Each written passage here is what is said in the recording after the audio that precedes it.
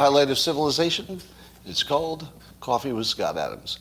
And if you didn't think that was enough, and it really is enough, let's take it to another level, because we can. All you need is a copper mug or a glass, a tankard, chalice or stein, a canteen, jug or a flask, a vessel of any kind. Fill it with your favorite liquid. I like coffee. And join me now for the unparalleled pleasure of the dopamine of the day, thing that makes everything better. It's called the simultaneous sip. It's going to happen now, and watch what happens to your dopamine level. Whoa. It's going to start surging in a moment. You ready for this? Dopamine, get ready, systems go.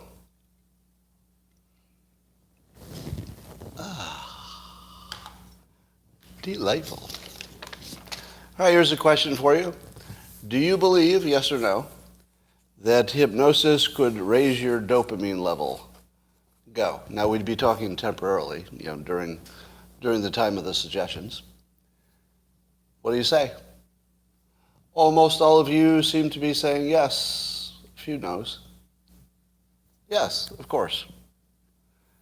Have I ever done it? Have I ever intentionally raised somebody's dopamine with hypnosis? Oh, yeah. Oh, yeah. Yeah, under the right conditions, you can send it through the roof. But can everybody do that? I don't know. I mean, I've never even talked about it with another hypnotist, so I don't know. I can't teach you how, sadly. I wish I could, but I can't. First of all, it would take you years of practice. And because of the nature of it, I can't tell you what it is. Just trust me, it's a thing. So it makes me wonder why there's not more attention to this. One of the things we know is that if you can take a time away from your screens and your social media, if you just take some time off, that does seem to make you healthier and happier and probably boost your dopamine too. So we do have tools for directly boosting our moods without drugs. Why isn't there more of it?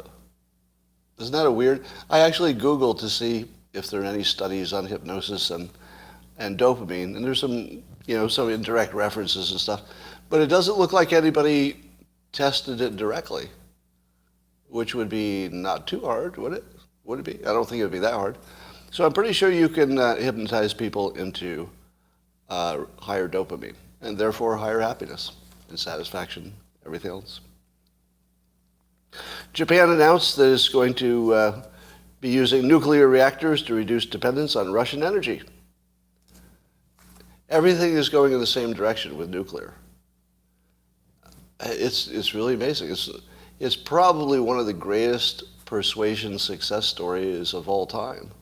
Literally saving the world, maybe, depending on your point of view about the danger of climate change.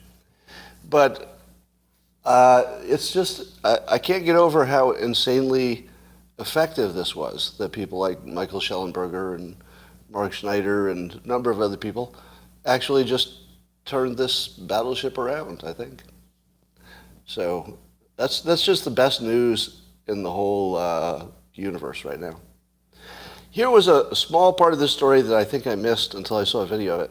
So you all know about Dave Chappelle was giving his comedy presentation on stage, doing some stand-up, and some crazy person in the audience ran up and tackled him.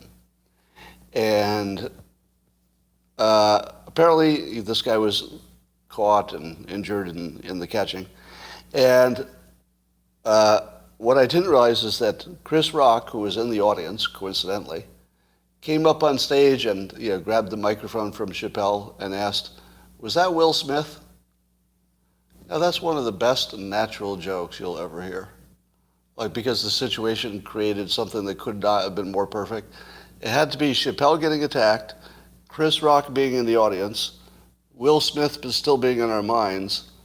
I mean, that's why Chris Rock is Chris Rock, and you and I are not Chris Rock.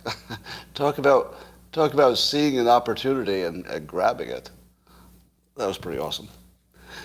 So isn't it interesting that every day that goes by, Chris Rock looks better, and Will Smith looks worse? Am I wrong? I think Chris Rock came out of this looking better than he's ever looked. Probably. All right, Rasmussen has a poll. Says the majority of voters think Joe Biden shouldn't seek re-election in 2024. What is that majority? And he would lose a rematch with Trump, a hypothetical rematch by double digits margins.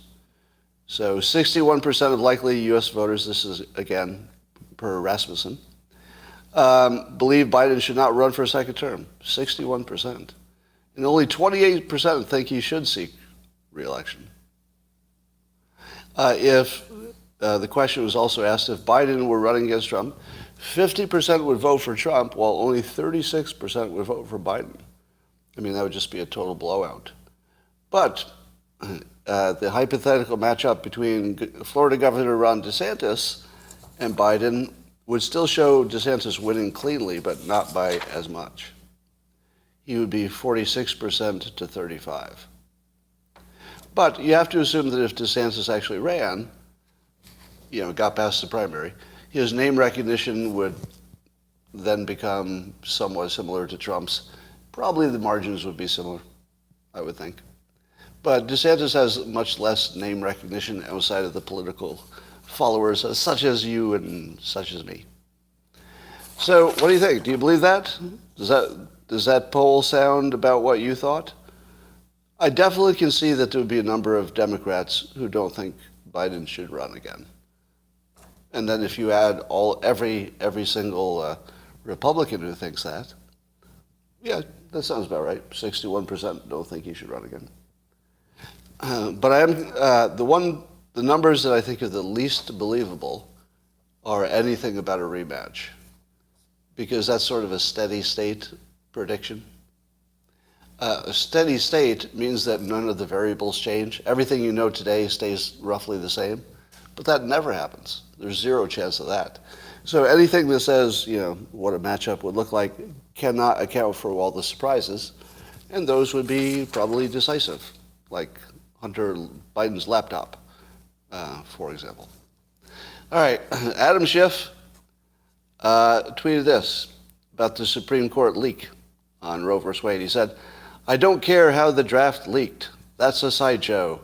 What I care about is that a small number of conservative justices who lied about their plans to the Senate intend to deprive millions of women of reproductive care. Codifying Roe isn't enough," he says. "We must expand the court." Now, even Joe Biden is not in favor of expanding the court. And the reason is it would destroy the entire system.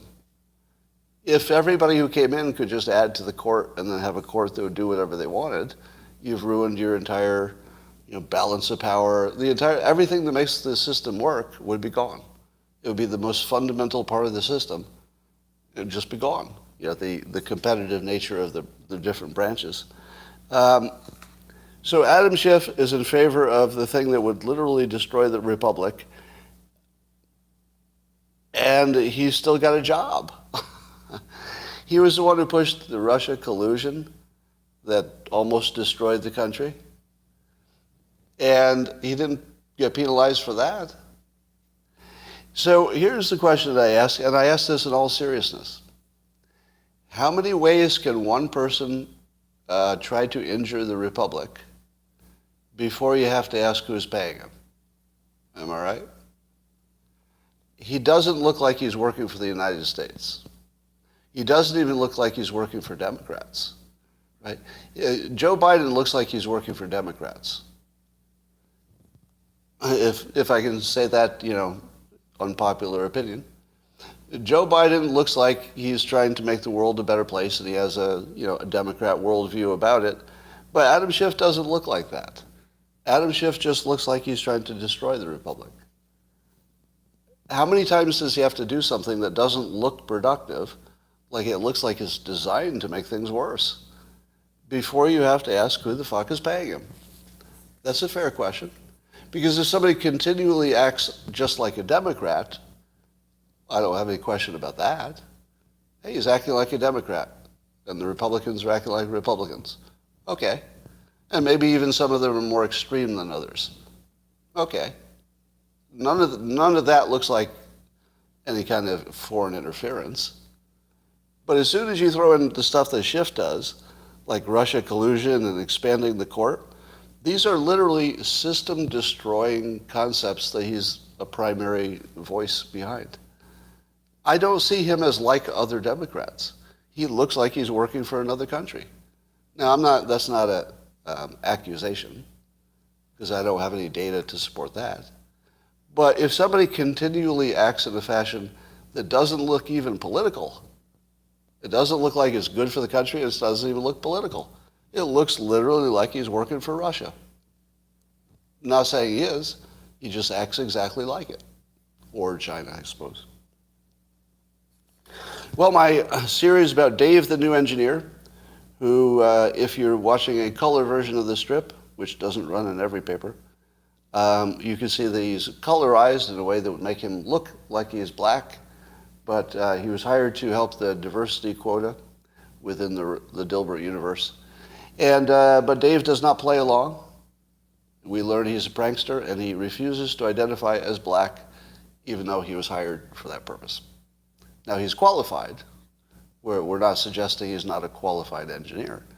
But the pointy-eared boss says he was trying to, improve his diversity. So far, here's the blowback from Dave, the engineer who is black and identifies as white. I have received in total, now this is just the ones I know about. So a lot of people complain to me in a lot of different ways. I don't see all the complaints, of course. But as far as I know, out of, can somebody do the math for me? 13% of 370 million citizens in this country are black and American. Out of all the black Americans in the entire country, now, of course, they're not all reading Dilbert, of course, but I don't think I received one complaint that I'm aware of. Nobody that I know is black, and you can't know for sure, but if you're looking at the profiles and what people tell you, nobody. So the first thing I did was confirm a suspicion that I've had for a long time. It's very racist, but I'm going to say it. I'm going to say it in public anyway. It's super racist. It's like really racist. You ready for this? I've always suspected that black people have a good sense of humor, because it seems that way. Whenever I meet somebody who's black, I'm always laughing. Right? Now, of course, that's just a bigoted, anecdotal, biased, not based on any data. But it sure feels like it, right? You meet a white guy, sometimes they have a good sense of humor, sometimes they don't. But it's pretty rare, in my own experience, to meet anybody black who doesn't have a good sense of humor. It's just rare. Now, so here I did a comic which literally had nothing but respect for the black character. Nothing but respect. Because he's treated as a high-functioning engineer, because he got the job. He is one of the crowd, and he's got a good sense of humor, and he's mocking the boss like the other characters do. So it's nothing but positive. And so when black people looked at it, said, oh, added a black character, we like that, maybe, I don't know, who knows what anybody's thinking. And no problem here. But the trans community is up in arms. The comic has nothing to do with trans anything. It's not directly or indirectly talking about them. It really is just about how the employees in the office deal with this, awkward situation, basically. So you cannot make everybody happy. If you wondered, can you make everybody happy? Nope. Nope, you can't. Oh, don't tempt me. Damn it. I have just been challenged. Not in direct words, but somebody said I should make Dave, the black character, also trans. Oh, how I hate you. I hate your frickin' guts right now. Because you know how much I want to do that? I want to do that. Oh, I want to do that. Damn it. Damn it. No, I probably won't, because it just complicates things. But I hate to be challenged that way, because it's just too tempting to do it. All right, I'm weak. Are you watching the Amber Turd trial? She got to testify. It is really fascinating. She does the cry face without tears, like she's the worst actress in the world, the only professional actress who can't cry on command. And she doesn't even look like a good liar. It is so, well, I can't read her mind, so I'll be humble about what I can really know about her private thoughts. But the way it comes across is so disingenuous. Whereas Johnny Depp's story came across as quite believable. Now, here's the interesting thing. We've had expert testimony that Amber Heard seems to have some borderline personality trait or some hysterical thing, or maybe she's a vulnerable narcissist. Anyway, she's in that Class B group of personality disorders, according to an expert.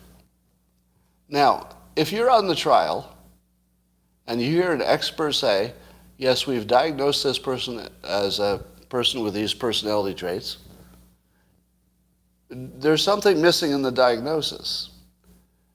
What would have been really useful, and perhaps Johnny Depp's attorney will get to this, is that if you're in that class of Class B people, you don't tell the truth. That's a defining characteristic. Now, I got some pushback when I called that lying.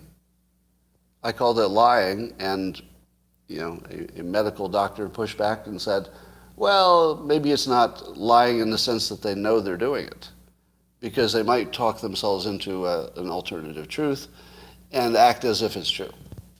I don't believe that. I don't believe that. I believe that they're just lying. I believe that they inhabit the character really, really well, to the point where even a professional would say, I think you actually believe this. In my personal experience, it's just lying. They don't believe it. But that's just subjective. So keep in mind that the experts, and I think this is true, that the experts are more likely to believe that they've come to believe their own lies. It's just, personally, I'm not convinced. That's all.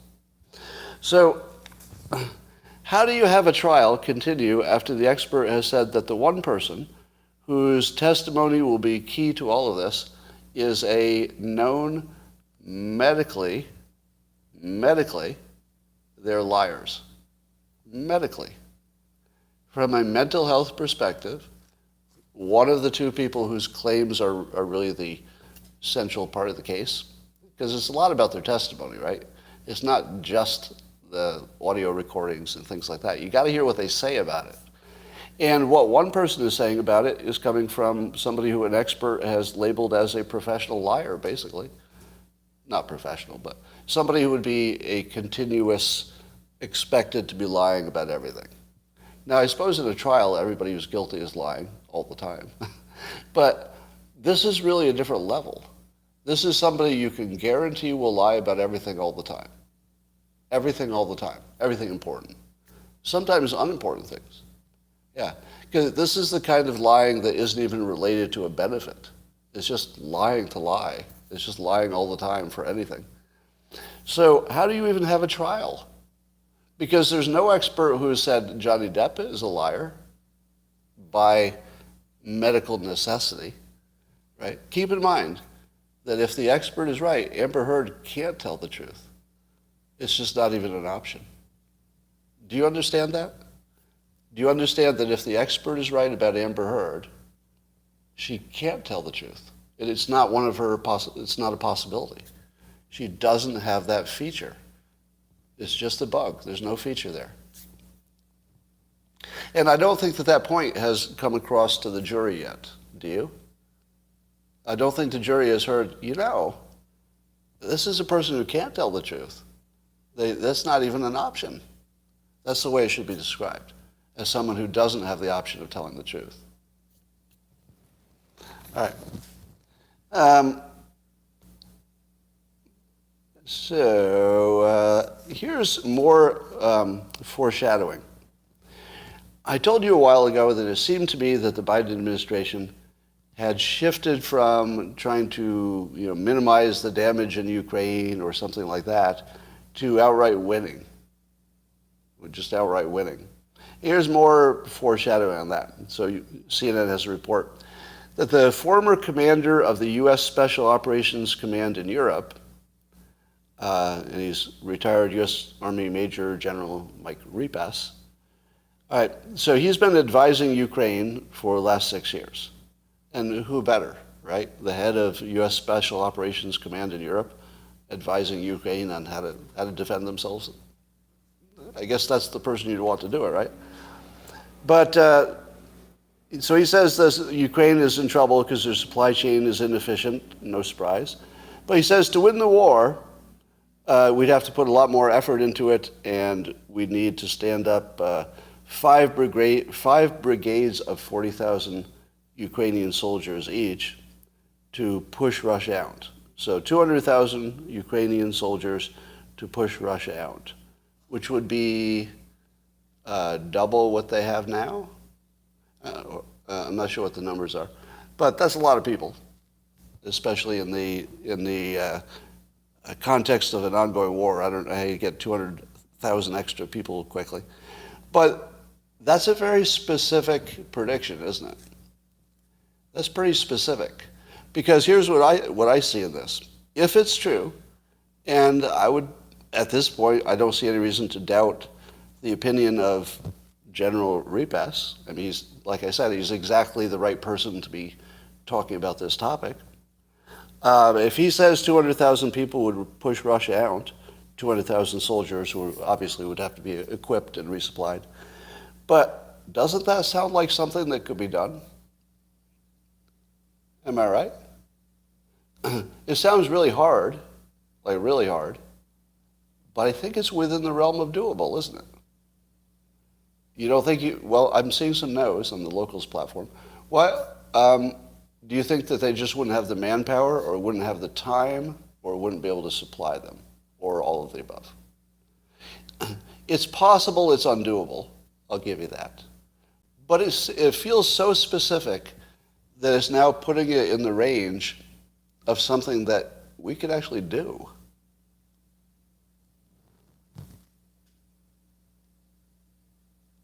Right? So has anybody ever given us a specific invoice for winning the war? This is the first time I've seen it. So, and it's not that specific. But it's like somebody who actually knew what they're talking about and said, all right, if you want to win the war, here's the invoice.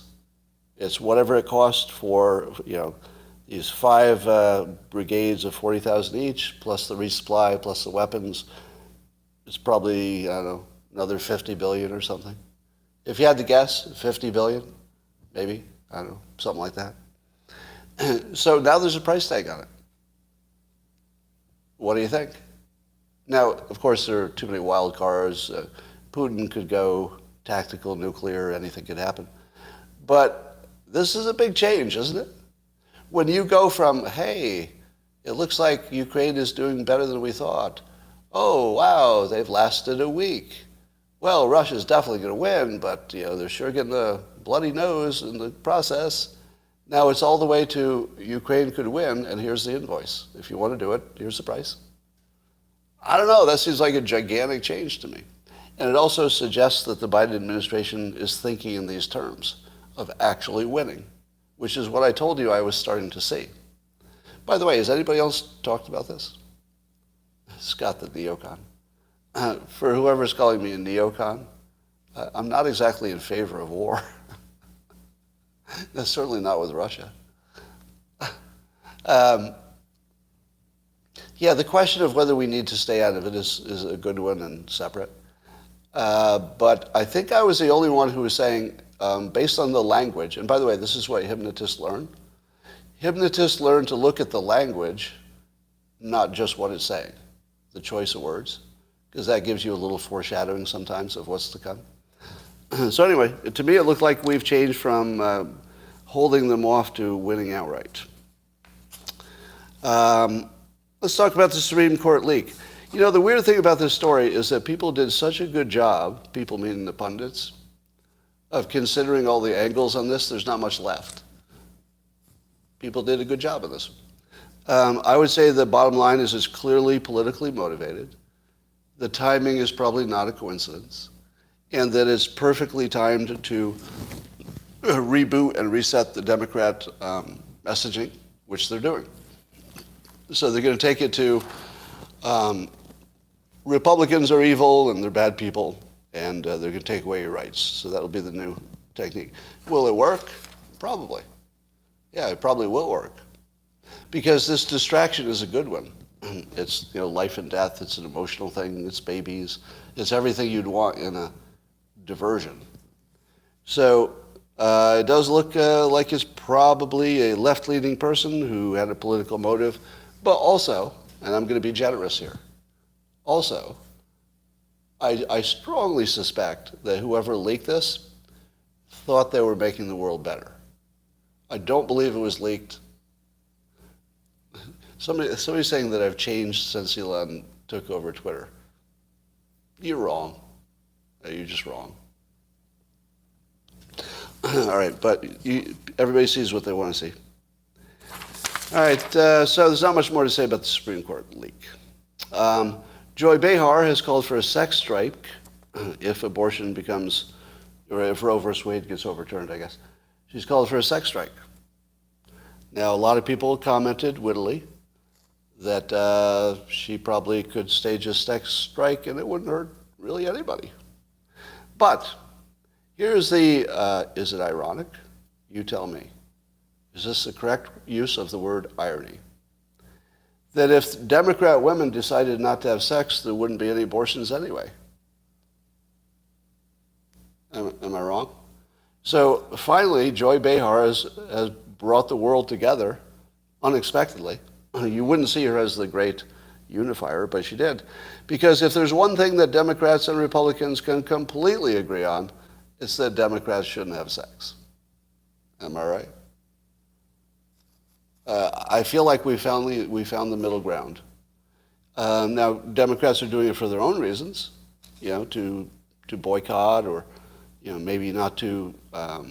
They don't want to serve the patriarchy, don't want to be a slave to the patriarchy. So Democrats have lots of good reasons for going on a sex strike, and I think Republicans could get behind that. It would end abortions as a problem. Could end a lot of problems, really, if you think about it. If you play the long game, it could solve a lot of problems. All right, turns out that Elon Musk will not own Twitter by himself. So there are a number of moneyed people like Larry Ellison and Qatar's Sovereign Wealth Fund and several others that add up to about $7 billion, I guess. So Musk would own the rest, but there'd be minority ownership. Do you know what that tells me? Here's what that tells me. That there are a lot of really smart investors who think that Elon Musk got a good deal. That's why they're staying in. Because otherwise they could just, if they already own shares, they could just take their money and leave. But apparently people think that Twitter's a good investment with Elon at the at the helm. So I think so too. I think Musk will add enough to the product that it should do fine. I wouldn't be surprised if it doubles in a year or two. Now, I should tell you I do own Twitter stock, but I think it's irrelevant because if the deal goes through, I just get what I get. Right. Saw an interview with Grimes, Elon Musk's ex-girlfriend. And she was saying that she thinks the universe is waking up and becoming conscious. And that we're alive during the most amazing part of evolution. That Grimes is an ex-wife or ex-girlfriend? Or is she ex or still a girlfriend? Oh, I don't know. So I don't know what her current situation is with Elon Musk, but that's less important than the question of thinking the universe is waking up. Because remember, Elon Musk tweeted that, and I wrote a book about it called God's Debris. And Are there any coincidences in the world? What are the odds that Grimes and Musk are both talking in terms of the universe becoming aware, at the same time that Musk is buying Twitter, which many people, including myself, believe is God's mind, and that God is actually recombining, as he or she always does, because time is circular. That's what I think, but it's interesting to see people having the same view. I wonder if this will catch on. All right, here's a weird coincidence that tells you you might be living in a simulation. People on the political right are anti-mask, generally speaking. People on the right are anti-mask. And people on the left are anti-Musk. Is that weird? We went from anti-mask to anti-Musk. Seriously. What are the odds of that? And here's what it feels like. It feels as though the simulation is winking at us and hinting, you know, you're waking up. You know, you're going to realize your actual nature in a minute. Hey, psst, psst, watch this. Anti-Musk, anti-mask. Do you see it? It just give you a little coincidence, little hints that what you see is not natural. That the coincidences maybe are more meaningful. Maybe it's a hint. Maybe it's code reuse. Yes, the universe is waking and some of us are baking. All right. Well, anyway, simulation is waking up.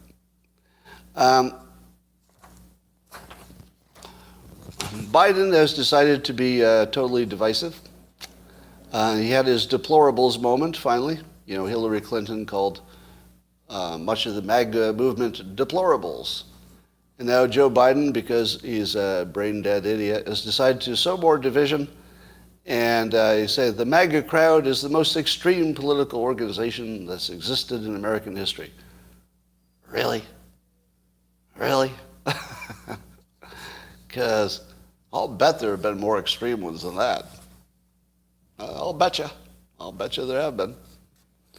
Now that you know that Hillary Clinton identified a big part of the country as deplorables, and that Biden is now deriding a big part of the country, does it make you like Trump more? Because let's say, as provocative as Trump was, he never targeted Americans, not as a group. He targeted, individuals, of course. But this is really remarkable that we could have two of the biggest leaders on the left literally say bad things about a big portion of the country, like just citizens who just have legitimate opinions. You don't have to agree with them, but they're pretty legitimate as opinions. So once again, Trump is looking better the longer he's out of office.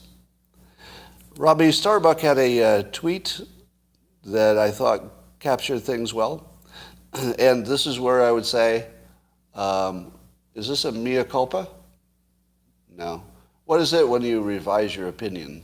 That's what's going to happen with me right here in a moment.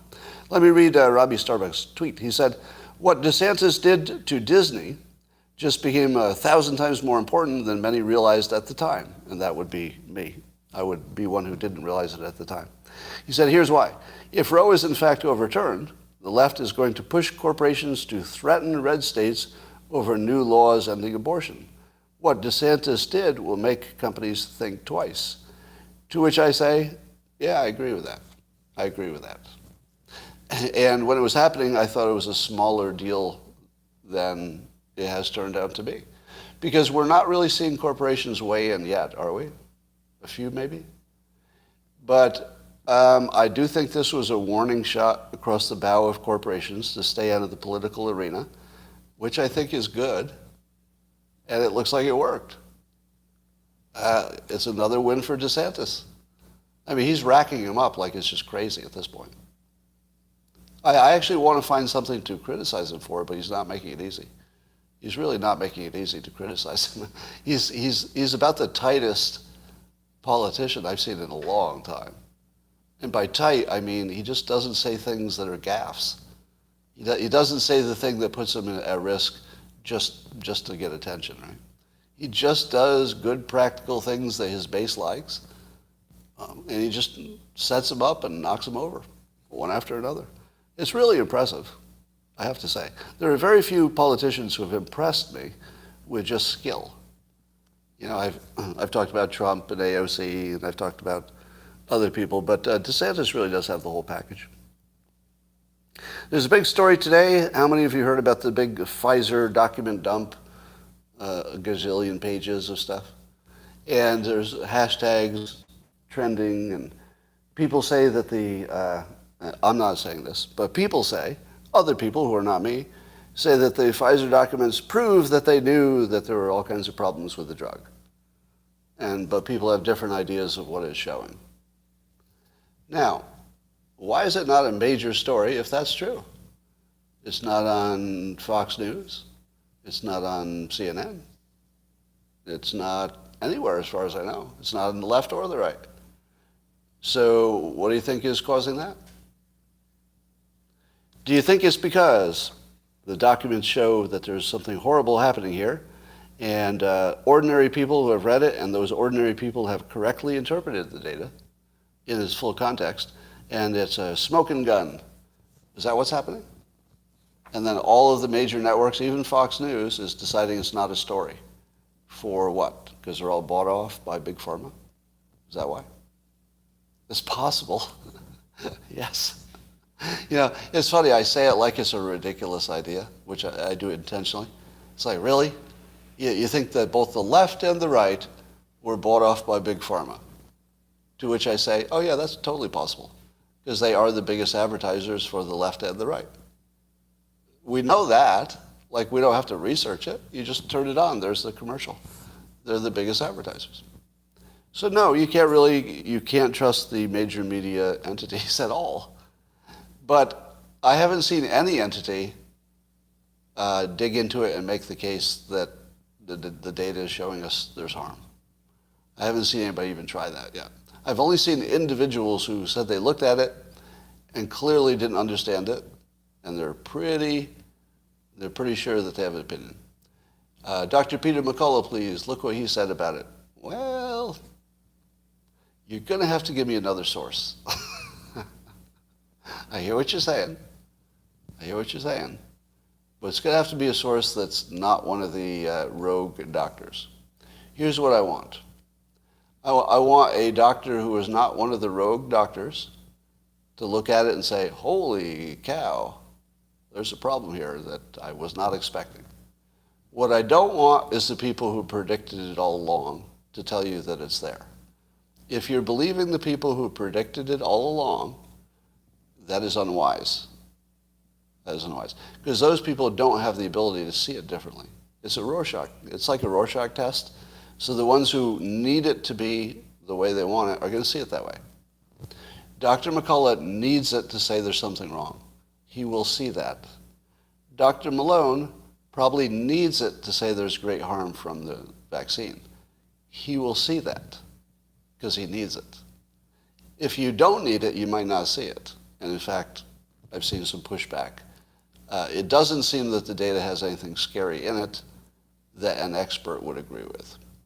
But if those experts happen to be one of the rogue doctors who have spoken out about it, they're the only ones you should not look to. Do you understand that? That in this particular case, if you're trying to see if the Pfizer documents are telling you something scary, the least credible people, even if they're right, so this has nothing to do with who's right or who's wrong, the least credible people would be Dr. McCullough, Dr. Malone, anybody who was predicting it. They're the least credible. Because with all those documents, you can see anything you want. You need somebody like a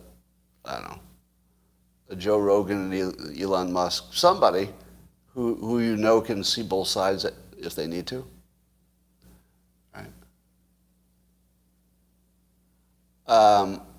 So I wouldn't believe any of the famous doctors. I would look to people whose names have not been famous for having an opinion on it already. Yeah, I think Will Buchan's going to have a problem coming up too, as you say in the comments. All right, so I don't know what to think of the Pfizer document. There's nobody talking about it that I find credible. If I ever see anybody credible talking about those documents, I will let you know. Apparently, there's a movement to get major corporations to not advertise on Twitter. And now we know who is behind it. So there's George Soros, Clinton and Obama staffers and European governments are behind it. So there are 26 activist organizations and NGOs that have all signed some letter trying to discourage companies from advertising on Twitter if Elon Musk ends up owning it. And Elon Musk says, interesting, he tweeted this, interesting, I wonder if those funding these organizations are fully aware of what the organizations are doing. Does that sound like a familiar question? Wondering if George Soros, for example, is aware of what he's funding? That's what I've been asking for years, right? I would say, do you think he knows? No, because I think he doesn't. I think he funds organizations that generally sound positive in his worldview, and that they do more things than he's aware of. So I feel like his money is being misused, but I don't know. That's just a speculation. So Musk is asking the same question. He wonders if the people funding him actually know how the organizations are using their money. It's a very good question. And are you alarmed that there would be some Democrat sort of led operation to kill Twitter now that Twitter is trying to become a free speech platform in a way that it had not been before? I don't see any coincidences anymore. Yeah. All right, ladies and gentlemen, have I completed my task of entertaining you like nobody ever could before? And by the way, if you're wearing headphones or earbuds, you will feel less lonely when you listen to this live stream. It's true. It'll be just like I'm whispering in your ear. All right, is there any topic I missed today?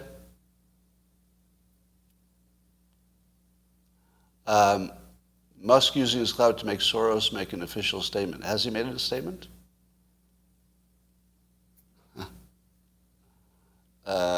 Something about trans kids. Yeah, well, what about trans kids? I'm not sure what angle you're looking at that. I talked about Chappelle.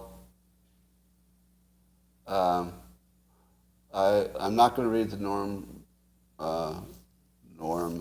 biography. Madison Cawthorn. All right, so I keep seeing stories that a young guy was partying and joking around. Is that the whole story? Why do I care about Madison Cawthorn's private life? I don't know. 2,000 Mules. So yeah, we forgot about that one. So the documentary 2,000 Mules, which purports to show, this is Dinesh D'Souza's film, and it purports to show that there was some ballot stuffing and irregularities with mail-in ballots. It doesn't prove the case. It simply attempts to show enough evidence that an investigation would be warranted. Now, I guess Twitter banned their Twitter account. Now, I don't know why. I didn't see the reason. But that's pretty bothersome because I'm pretty sure it's well documented in terms of, it's interviews with real people, and I don't think it's made up. So I don't know why you banned that. Did anybody see a reason?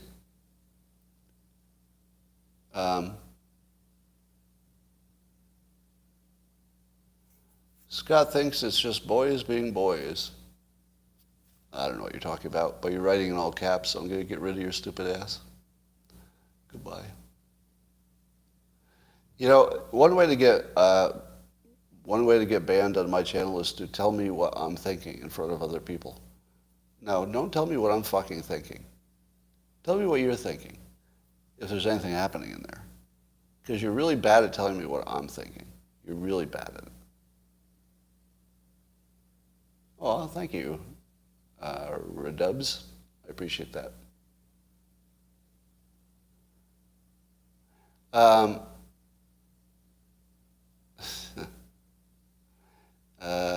I've changed. Why do you keep saying that? I'm going to hide you from this channel for saying that I changed since Elon. Here's why. Again, you're reading my mind. I haven't changed. Did Will Chamberlain go too far?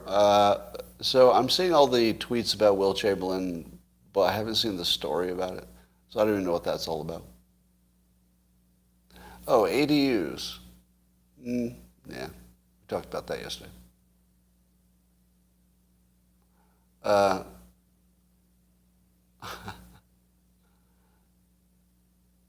right.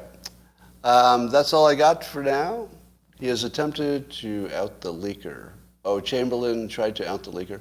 But it's not confirmed, right? A lot of people were saying there's an individual there who's got connections to Politico. It would make sense that's probably the person, but I think that's deeply unfair at this point. Imagine if you're wrong about that. Imagine IDing the whistleblower based on just somebody having connections and then being wrong about it. I mean, that would be really, really bad. It's not a whistleblower because it's a leak. So it's not a whistleblower because it's not about anything bad going on. It's just a regular process. Oh, okay. I guess I'll take that. Yeah, Will Chamberlain proposes a specific leaker. I think that's deeply unfair. Don't you? Now, he could be right or he could be wrong. But I don't know. If you identify a leaker and it becomes news, you can't wash that off. I think that would be a lawsuit, wouldn't it? He framed it as speculation, but that doesn't help. Framing it as speculation doesn't help at all. That's a messed up thing to do, frankly. Now, I blocked Will Chamberlain a long time ago for being a jerk. I forget the exact thing. But, so I guess I'm not surprised by his behavior, if that's true. Well, just because he's a lawyer, okay. Yeah, he might be a lawyer, but I don't see how you could out a leaker and be wrong about it and think you're going to get away with that.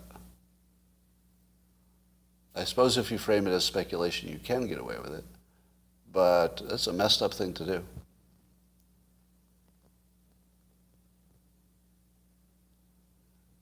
Yeah, Adam Schiff is a lawyer, unfortunately.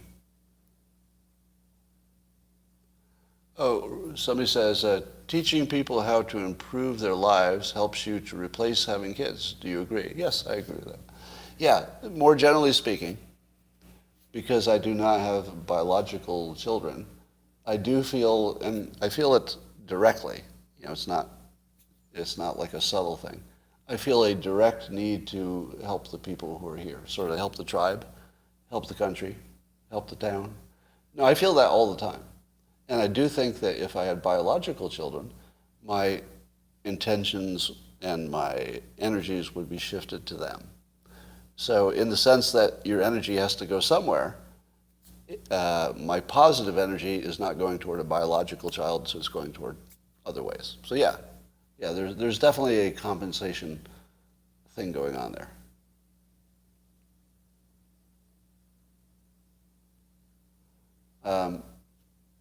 All right, now I'm just catching up on your comments. You're more apparent to me than my parents. You know, there are a lot of people who don't have functional parents. Like a lot of people.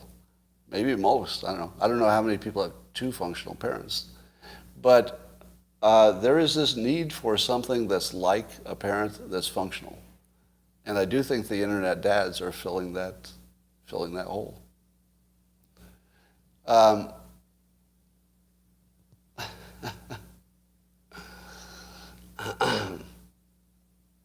Oh, Elon gave me a new topic.